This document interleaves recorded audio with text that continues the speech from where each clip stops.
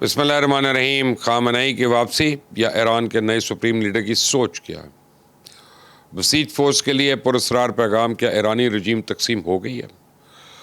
امریکہ کا ایرانی تیل پہ قبضے کا پلان، تیل کی قیمتیں آسمان پر، اب کیا ہوگا؟ آپ دیکھ رہے ہیں مبشر لقمان چینل، میرا نام مبشر لقمان ہے۔ جو ایرانی انقلاب کے بعد مورسی جانشین کا پہلا واقعہ ہے اور ایران کے سابق لیڈر آیت اللہ علی خامنئی کے دوسرے بیٹے مجتبی حسینی خامنئی کو ملک کا نیا سپریم لیڈر منتخب کر لیا گیا۔ کاؤنسل آف ایکسپرٹس کا یہ اعلان سامنے آتے ہی ایک سوال بڑے تواتر کے ساتھ پوچھا جا رہا ہے کہ نئے سپریم لیڈر کی سیاسی سوچ کیا ہے؟ کیا وہ بھی سختگیر خیالات کے حامل ہوں گے یا تاریخ کا دھارا موڑیں گے؟ تو لوگ جاننا چاہتے ہیں کہ امریکہ اور اسرائیل حملے پر ان کا جواب کیسا ہوگا، اور ایران کے ایٹمی اور میزائل پروگرام پہ ان کی پالیسی کیا ہوگی۔ تو بعض طبقوں کو یہ خدشہ بھی ستا رہا ہے کہ امریکہ ایرانی قیادت کو تقسیم کرنے میں کامیاب تو نہیں ہو گیا۔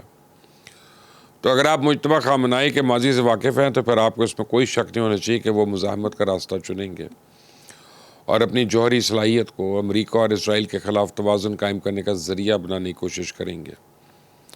مختلف انٹیلیجنس رپورٹس میں انہیں 50 جوہری بم سے زیادہ خطرناک قرار دیا گیا۔ بطور سپریم لیڈر اپنے انتخاب کے بعد انہوں نے قوم کے نام ایک ویڈیو پیغام جاری کیا جس میں انہوں نے شہداء کے راستے کو اپنانے کا اعلان کیا۔ سنیں ذرا۔ و امت خود را از بندگی آزاد کنید. ما تا آخرین نفر از میان خود خواهیم جنگید تا تجاوز وحشیانه غرب را دفع کنیم. پایدار بمانید، زیرا پیروزی یار شماست و اراده ما هرگز شکسته نخواهد شد. تو مجتبی خامنئی 8 ستمبر 1969 کو مشہد میں پیدا ہوئے اور وہ آیت اللہ علی خامنئی کے دوسرے صاحبزادے ہیں۔ انہوں نے العلاوی ہائی اسکول سے گریجویشن کیا جو ایرانی اشرافیہ کی اعلیٰ ترین تربیت گاہ ہے۔ انہوں نے قم میں دینی علوم کی تعلیم حاصل کی، وہاں پہ استاد بھی رہے۔ 1980 سے 88 کے درمیان جاری رہنے والی عراق ایران جنگ میں وہ اسلامی انقلابی گارڈز کے بٹالین میں بھی خدمات سر انجام دیتے رہے۔ جنگ کے بعد وہ اپنے والد کے دفتر سے منسلک ہو گئے۔ مجتبی خامنئی کے سیاسی کریئر کو دیکھا جائے تو انہوں نے کبھی کوئی سرکاری عہدہ نہیں سنبھالا، لیکن وہ ایران کے ریاستی نظام میں پس پردہ ایک بااثر شخصیت سمجھے جاتے تھے۔ اپنے والد کے دفتر میں بھی وہ بطور ایک طاقتور شخصیت کے طور پہ جانے جاتے تھے، جہاں وہ گیٹ کیپر، مشیر اور پاور بروکر کے طور پر کام کرتے رہے۔ تو مجتبی خامنئی کی خاص بات یہ ہے کہ وہ عوامی سطح پہ کم ہی نظر آتے ہیں اور اپنے کردار کو ہمیشہ پس پردہ رکھتے ہیں۔ جہاں تک ان کی سیاسی سوچ کا سوال ہے تو مجتبی خامنئی کو ایران کی انقلابی گارڈز کور کے ساتھ قریبی روابط کی وجہ سے جانا جاتا ہے، اور ان کی تقرری سے ملک میں ہارڈ لائنرز کی گرفت مزید مضبوط ہو گئی ہے۔ نئے سپریم لیڈر نے ابھی تک کوئی رسمی پالیسی نہیں جاری کی، لیکن بین الاقوامی تجزیہ کاروں کو یقین ہے کہ مجتبی بھی اپنے والد کی طرح ایران کی موجودہ ہارڈ لائن پالیسیز کو جاری رکھیں گے۔ امریکہ اور ایران کے خلاف جنگ کو طول دیں گے اور اس کے لیے علاقائی پراکسیز کو دوبارہ منظم کرنے کی کوشش کریں گے۔ وہ ولایت فقیہ کے اصول پر سختی سے یقین رکھتے ہیں کہ اصلاح پسندوں کو ان کے مغرب کے ساتھ رابطوں کی بنیاد مخالف تصور کرتے ہیں۔ اندرونی استحکام ہمیشہ ان کی اولین ترجیح ہے، اور ماضی میں کئی بار اندرونی احتجاج کو دبانے میں کلیدی کردار ادا کر چکے ہیں۔ اسی توقع کی جا رہی ہے کہ ان کے دور میں ایران میں انسانی حقوق اور شہری آزادیوں پر ریاستی کنٹرول مزید سخت ہو جائے گا۔ بعض مغربی تجزیہ کاروں کا خیال ہے کہ وہ معاشی استحکام کے لیے چند ٹیکنیکل اقدامات اٹھا سکتے ہیں۔ امکان ہے کہ وہ حجاب کی پابندی جیسے قوانین میں شاید معمولی نرمی کا اعلان کریں، لیکن میرے خیال میں اگر کوئی ایسی پالیسی آئی بھی تو صرف بدامنی کو روکنے کے لیے ہوگی۔ ایران کی نئی خارجہ پالیسی کے حوالے سے کسی کو بھی ابہام نہیں ہونا چاہیے کہ مجتبی بھی اپنے والد کی پالیسی کو جاری رکھیں گے۔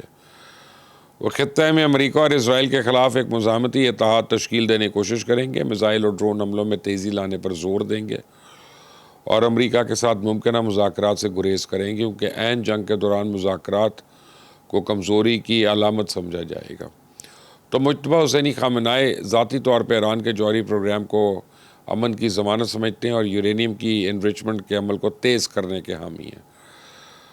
تو مغربی تجزیہ کاروں کو خدشہ ہے کہ چونکہ اس وقت ایران کی بقا خطرے میں، اس لیے نئے سپریم لیڈر اپنے والد کی جوہری ہتھیاروں کے خلاف دیے گئے فتووں کی دوبارہ تشریح کر کے ایران کو جوہری ہتھیار حاصل کرنے کی طرف لے جا سکتے ہیں۔ اسرائیل تو آج سے ہی چیخنا شروع ہو گیا کہ ایران اب ایٹمی ہتھیاروں کے حصول کے لیے تیزی سے کام شروع کر دے گا۔ دیکھا جائے تو ایران کے نئے سپریم لیڈر کی پالیسی اسلامی جمہوریہ کی بقا، پاسدارانہ انقلاب کی برتری اور علاقائی مزاحمت پہ مبنی ہے، جو ایران کو مزید تنہائی کی طرف لے جا سکتی ہے۔ تو ایران میں رجیم چینج تو نہیں ہو سکی، لیکن مجتبی خامنہئی کے انتخاب کے بعد بعض حلقوں کی جانب سے اب اس خدشے کا اظہار ہے کہ رجیم اب تقسیم کا شکار ہو رہی ہے، اور اس کی سب سے بڑی وجہ ہے کہ پاسدارانہ انقلاب کی نچلی قیادت نے خود فیصلے شروع کر دیے ہیں۔ کا سب سے بڑا ثبوت علاقائی ممالک پہ میزائل اور ڈرون حملے ہیں۔ پاسداران کے ان حملوں کو اسرائیل نے کیش کرنا شروع کر دیا، اور امریکہ نے بھی شاید ٹاپ کے ڈرون نکال لیے ہیں۔ تو اس کے بعد نہ صرف عرب ممالک پہ حملے تیز ہو گئے بلکہ آذربائیجان سے ترکیہ تک بھی پہنچنے شروع ہو گئے۔ تو اگرچہ ایرانی حکومت تردید کر رہی ہے کہ میزائل ہم نہیں پھینکے، لیکن آذربائیجان نے تصدیق کر دی ہے کہ 3 ڈرونز ایران کی طرف سے ہی آئے تھے۔ ترکیہ نے بھی اپنی رپورٹ میں کہہ دیا کہ آنے والے میزائل ایران سے ہی فائر کیے گئے۔ تو ایسی صورت حال میں ایرانی صدر جو ہیں انہوں نے علاقائی ممالک سے معافی مانگی اور کہا کہ مزید حملے نہیں ہوں گے، لیکن ایرانی صدر کے اس ٹیلی ویژن بیان کے چند گھنٹوں کے بعد ایران کے سرکاری چینل نے آیت اللہ خامنہئی کے وہ ویڈیو کلپس چلانی شروع کر دی ہے جس میں وہ کہتے ہیں کہ اگر ایران پر امریکہ نے حملہ کیا تو خطے کے تمام امریکی اڈوں کا نشانہ بنائیں گے، چاہے ان امریکی اڈوں کو ایران کے خلاف استعمال کیا گیا ہے یا نہیں۔ اس کے ساتھ ہی پاسدارانہ انقلاب کی قیادت اور قومی سلامتی کے مشیر علی لاریجانی نے بھی اعلان کیا کہ عرب ممالک پہ حملے جاری رکھیں گے، اور ان کے اعلان کے چند گھنٹے کے بعد دبئی، قطر، بحرین اور سعودی عربیہ میں ڈرون بھیج کر ایرانی پریزیڈنٹ کی معافی اور بیانات سے لا تعلقی کا عملی اظہار کر دیا گیا۔ تو اس واقعے نے واضح کر دیا کہ ایرانی صدر مکمل طور پہ بے اختیار اور اختیارات کا منبع کہیں اور ہے۔ اور دوسری بات یہ ہے کہ یہ دراڑ عین اس وقت سامنے آئی جب مجتبی خامنہئی کے بطور سپریم لیڈر نامزدگی ہو چکی تھی، اور اس نامزدگی کی توثیق کے لیے حتمی مشاورت ہو رہی تھی۔ تو اب یہ وقت ثابت کرے گا کہ ایران کے نئے سپریم لیڈر مجتبی اس تقسیم کو کیسے ختم کرتے ہیں، لیکن میرے خیال میں تقسیم اب ختم نہیں ہوگی، بلکہ جو یہ جنگ طول پکڑے گی تو ایرانی رجیم یہ تقسیم واضح ہوتی چلی جائے گی۔ اور یہ بات میں اس لیے کہہ رہا ہوں کہ پاسدارانہ انقلاب کے بعد اب بسیج فورس کو تقسیم کرنے کی سازش کا آغاز ہو گیا۔ میں آپ کو بتاؤں کہ اس فورس کو پاسدارانہ انقلاب اسلامی اور فورس کے ماتحت مسلح ادارے ہیں جو ہر ایرانی شہر قصبے میں عوام پر نظر رکھتا ہے اور ملک میں اسلامی انقلاب کا نظریاتی اور سیاسی کنٹرول مضبوط کرتا ہے۔ تو بریکنگ نیوز یہ ہے کہ ایران میں بسیج فورس کے ہزاروں اراکین کو ٹیلی گرام پہ نامعلوم اکاؤنٹ سے دھمکی آمیز پیغامات موصول ہو رہے ہیں، جن میں ان کو خبردار کیا جا رہا ہے کہ تم براہ راست تمہاری نگرانی میں ہو، ہمیں معلوم ہو کہ تم نے ایرانی عوام کے خلاف کون سے جرائم کیے ہیں، ہم نے تمہیں اور تمہارے تمام ساتھیوں کو شناخت کر لیا، لہٰذا ہتھیار ڈال دو یا فرار ہو جاؤ، ہم دوسری وارننگ نہیں دیں گے۔ تو اس میں کوئی شک نہیں ہے کہ یہ دھمکی آمیز پیغامات اسرائیل کی جانب سے بھیجے جا رہے ہیں۔ جنگ سے پہلے بھی اسرائیلی انٹیلیجنس نے اس طرح کے پیغامات پاسداران انقلاب کے اعلیٰ ترین قیادت کو بھجوائے تھے، لیکن اب یہ دھمکیوں کا سلسلہ نچلی سطح تک پہنچ گیا۔ اور اس کے ساتھ ساتھ اسرائیلی فضائیہ ایک منظم حکمت عملی کے تحت ایرانی شہروں میں پولیس اسٹیشن اور بسیج فورس کے دفاتر، تیل اور پانی کے ذخائر پہ بامبنگ کر رہی ہے۔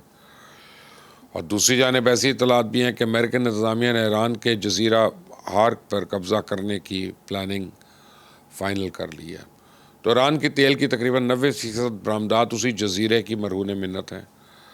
سینیٹر لنسے گرام نے تو میڈیا پر اس بات کا اعلان کر دیا کہ امریکہ تیل کی 31% عالمی پیداوار پر شراکت دار بننے جا رہا ہے۔ سنیں ذرا۔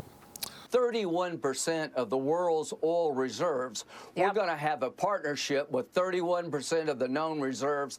This is China's nightmare. Yeah. This is a good investment, and we should applaud our men and women in the military. تو ایران کے مستقبل کے بارے میں یہی وہ غیر یقینی کیفیت ہے جس نے آئل مارکیٹ کو ہلا کر رکھ دیا، اور آج عالمی منڈی میں تیل کی قیمت $100 سے بھی اوپر پہنچ گئی ہے، اور توقع ہے کہ اگلے چند روز میں $130 تک پہنچ سکتی ہے۔ تو برکس ممالک نے تیل کی سپلائی لائن کو محفوظ بنانے کے لیے اجلاس طلب کیا ہے۔ پاکستان بھی ہنگامی اقدامات نافذ کرنے کی پلاننگ کر رہا ہے، اور یہ جنگ 1.5-2 ماہ چلی تو یقین مانیں اس جنگ میں فتح صرف امریکہ اور روس کی ہوگی، ایران اور خلیجی ممالک باقی پوری دنیا اس جنگ میں کیوں ہارے گی؟ آپ کا جو سب سے قیمتی چیز ہے تیل، اسے ہی آپ کھو دیں گے تو پھر اس کے بعد آپ کیا ان کے اوپر زور چلائیں گے؟ سوچئے گا اس بات پہ ذرا. عرب ممالک کو بھی سوچنا چاہیے، ایران کو بھی سوچنا چاہیے، سب مسلمان ممالک کو سوچنا چاہیے. Until the next time, اللہ حافظ.